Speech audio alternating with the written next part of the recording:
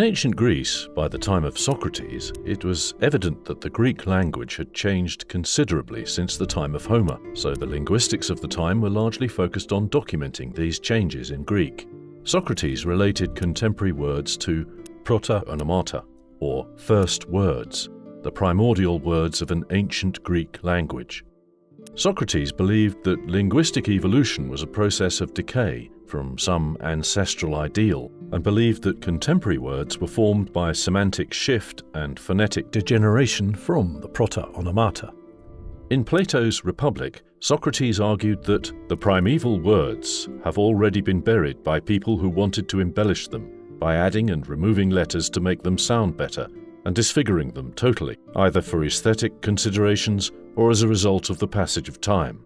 While there was no systematic study of Greek's relationships to other languages, some people noticed similarities with neighboring languages. In Plato's Cratylus dialogue, Socrates discusses the correctness of names with Cratylus and Hermogenes, and whether they are conventional or natural. He compares Greek dialects, noting that Apollo is called Aplos in the Thessalian dialect, but also makes an interesting observation about the etymologies of some Greek words. Well then, consider whether this fire is not foreign, for the word is not easily brought into relation with the Hellenic tongue, and the Phrygians may be observed to have the same word, slightly changed, just as they have water, Hudor, and dogs, Kunes, and many other words. His suggestion of these words being adopted from foreign languages is explained as being a consequence of Greeks living amongst foreign peoples, or barbarians. Although linguistic comparisons were fairly surface level in antiquity, there were more sophisticated theories being developed in the Roman world, best expressed with Aeolism, the idea that Latin is a dialect of Greek, taking most of its influence from the Aeolic Greek dialect.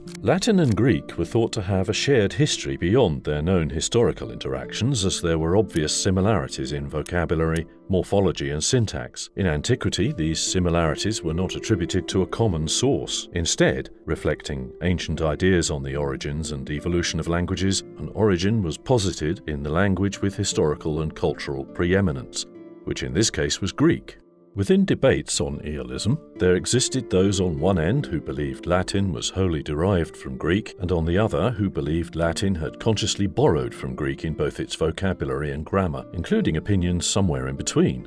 The earliest author to whom an idea like Aeolism is attributed is Cato the Elder, who Lydus cites as writing in his book on Roman antiquity that Romulus, or rather the men with him, displayed at that point in time the Greek language, by which I mean Aeolic, because Evander and the other Arcadians came to Italy at some point and seeded Aeolic among the barbarians.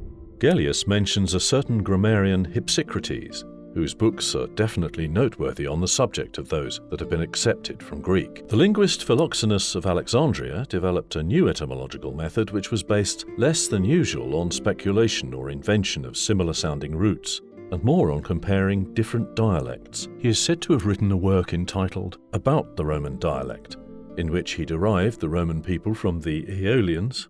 The Roman language, similarly, was not born on its own, native. If Philoxenus was as influential a linguist as normally thought, then his Aeolism must have influenced others. Another scholar linked with Aeolism is Tyrannio, although it is unclear whether this Tyrannio is the elder or the younger. He was the author of a work titled About the Roman Dialect, as it is from Greek. Contemporary with either Tyrannio is Varro, whose ideas about the origin of Latin involve a more complex mixture of influences. Varro supposedly wrote a work titled De Origine Linguae Latinae, although it has not survived. However, examples of Latin etymology are contained in the surviving second half of his De Lingua Latina. Like other scholars of the time, Varro believed that Rome was partly founded by Evander and his Arcadian Greeks, resulting in Latin retaining an Aeolic component. For evidence, he cites the similarity between Latin's ou and Aeolic's preserved digamma. Lydus cites both Varro and Cato as stating in the proem to his writings to Pompey that Romulus and his contemporaries spoke Aeolic.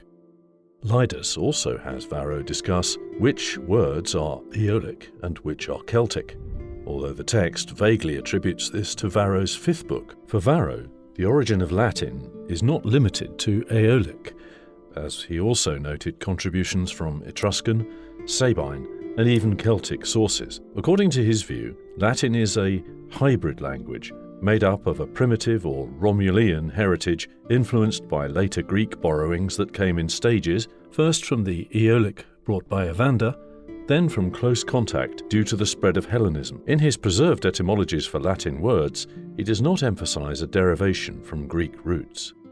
Dionysius of Halicarnassus states in his Antiquitates Romanae that the language spoken by the Romans is neither utterly barbarous nor absolutely Greek, but a mixture, as it were, of both, the greater part of which is Aeolic, and the only disadvantage they have experienced from their intermingling with these various nations is that they do not pronounce all their sounds properly, but all other indications of a Greek origin they preserve beyond any other colonists, for it is not merely recently, since they have enjoyed the full tide of good fortune to instruct them in the amenities of life, that they have begun to live humanely, nor is it merely since they first aimed at the conquest of countries lying beyond the sea, after overthrowing the Carthaginian and Macedonian empires, but rather from the time when they first joined in founding the city, that they have lived like Greeks, and they do not attempt anything more illustrious in the pursuit of virtue now than formerly. For him, the Romans were originally Greek, and had been slightly barbarized with increased contact with the pejoratively named barbarians of northern and western Europe. Strabo does not mention a linguistic connection, but does mention an Arcadian origin of Rome under Evander, although he calls it legendary. He, along with Polybius, Pictor, and others, believed Rome was founded by the Trojans of Aeneas, and was later changed by local populations. He also makes the Romans Pelasgians, and mentions Ephorus's argument that Pelasgians originated in Arcadia, Evander's home. In the 1st century AD, Claudius Didymus wrote a work entitled About the Roman Analogies, in which he supposedly argued that the Romans followed the Greeks in all analogy and construction, comparing the Latin perfect stem in s with the Greek sigmatic aorist and the equivalence of Latin u with Greek digamma, which was seen by scholars as characteristic of Aeolic, but lost from the other dialects. Quintilian, in his Institutio Oratoria, states that many Latin words come from Greek, especially from Aeolic. He notes a similarity between Latin u and Aeolic digamma, and the similarity of the two languages as opposed to other Greek dialects, on the vowel a in mater, for example. In the 6th century AD, Priscian repeats some of the previously mentioned linguistic examples to compare Latin to Aeolic, mostly importantly the Latin u and Aeolic digamma. Despite the interesting debates on Aeolism, it was probably never very widespread, and the ideas were likely motivated less by linguistic analyses and more as a consequence of ongoing Roman fascination with Greek culture and wanting to find or create a cultural continuum. With increased contact between the Norse Vikings and the Anglo-Saxons of Britain in the early Middle Ages, there also arose some noticing of the similarities between Old Norse and Old English. Germanic people clearly understood variation among languages and wrote about it extensively. Icelandic sagas often explained language intelligibility and showed a deep respect for language learning that was not as prevalent in continental literature of the time, which generally ignored language issues. As well as explaining when characters of sagas could understand different languages, they also mention times where they couldn't, such as the Laxdæla Saga, where it is mentioned that the Irish tongue is unintelligible and distant from their Scandinavian tongue, and that communication without a translator would be impossible. An interesting recognition of the similarities between Old Norse and Old English is seen in Gunnlaug's saga Ormstungu, an Icelandic saga dated to the 13th century AD. When talking about the reign of King Ethelred of England, the saga mentions that in those days there was the same tongue in England as in Norway and Denmark, but the tongues changed when William the Bastard won England, for thenceforth French went current there, for he was of French kin. In Egil's saga, the titular character Egil Skallagrimsson, a farmer and skald, makes several trips to England and does not report having any issue communicating with the natives. As a son of a chieftain, he would not have received any particular language education. The first grammatical treatise, one of the earliest works written in Old Icelandic, is a 12th century phonological examination of Old Norse. The unknown author states, "We, English and Norse, are all one language, although much has changed." Gerald of Wales is noted as one of the most important authors of medieval Britain. Gerald was exposed to a wide range of languages in Britain and noted that the people of Cornwall and the Armoricans speak a language similar to that of the Britons. and from its origin and near resemblance, it is intelligible to the Welsh in many instances and almost in all, and although less delicate and methodical, yet it approaches, as I judge, more to the ancient British idiom. As in the southern parts of England, and particularly in Devonshire, the English language seems less agreeable, yet it bears more marks of antiquity, the northern parts being much corrupted by the irruptions of the Danes and Norwegians, and adheres more strictly to the original language and ancient mode of speaking, a positive proof of which may be deduced from all the English works of Bede, Rabanus, and King Alfred, being written according to this idiom. In one of his writings, Gerald tells a story from his family lore. The priest, Elida, when he was a 12-year-old boy hiding from his teacher's corporal punishment, was led into the underground land of the fairies, where he lived in happiness, and was even allowed to make brief visits to his mother. But when he gave in to her demands to bring her some golden object from below, he never could find the way back again. However, he learned a few words of the fairies' language, which he revealed to Bishop David, Gerald's uncle. Surprisingly, these words were very similar to Greek. As Gerald had learned Greek and was competent in comparative grammar, he was able to observe linguistic similarities. For water is udor, called in their language like in Greek, hence also water containers are called udriai, and in the British language, water is similarly called duver. A sentence later, Gerald states that such a similarity in so many languages cannot be found elsewhere. He then goes on to say, Hal is Greek, Hellene British, Hellene also Irish, Halgain with a G put in the aforementioned language, further Sal in Latin, because as Priscian says, in those words of the aspiration an S is put, as in Hal, Sal, Hemi, Semi, Hepta, Septim, Sel in French, with a change of the vowel A into E from Latin, with addition of the letter T, salt in English, soot in German. Therefore you have 7 languages, or even 8, mostly agreeing in this one term. It should be noted that some of the details are imprecise, and the Irish word given is purely fictitious. The actual Irish word is salan, corresponding exactly to Welsh Halen. Gerald's use of a Dutch word as an example for German makes sense, as there was a Flemish colony in South Wales since the early years of the 12th century, brought in by King Henry I. Gerald comes back to Welsh, Greek and Latin.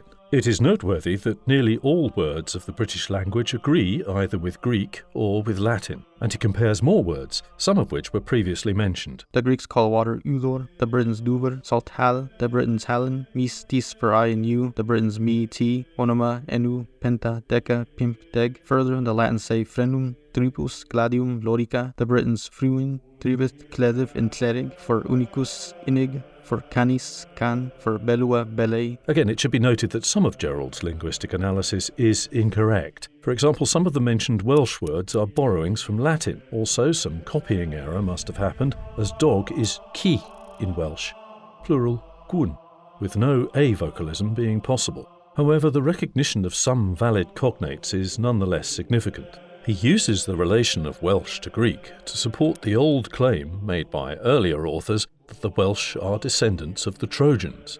For the British language is found conforming in many points to the Greek idiom, because of the long stay that the British, who were then called Trojans and later Britones from their leader Brutus, made in Greece after the destruction of Troy. William Caxton, a 15th century English diplomat, merchant and printer, stated, And also my Lord Abbot of Westminster did do show to my lad certain evidences written in Old English, for to reduce it into Old English no use it, and certainly it was written in such wise that it was more like to Dutch than English. He could not reduce ne bring it to be understood, and certainly our language now used varieth fair from that which was used and spoken when he was born. And also my Lord Abbot of Westminster did do show to me lately certain evidences written in Old English for to reduce it to our English now used, and certainly it was written in such ways that it was more like to Dutch than English.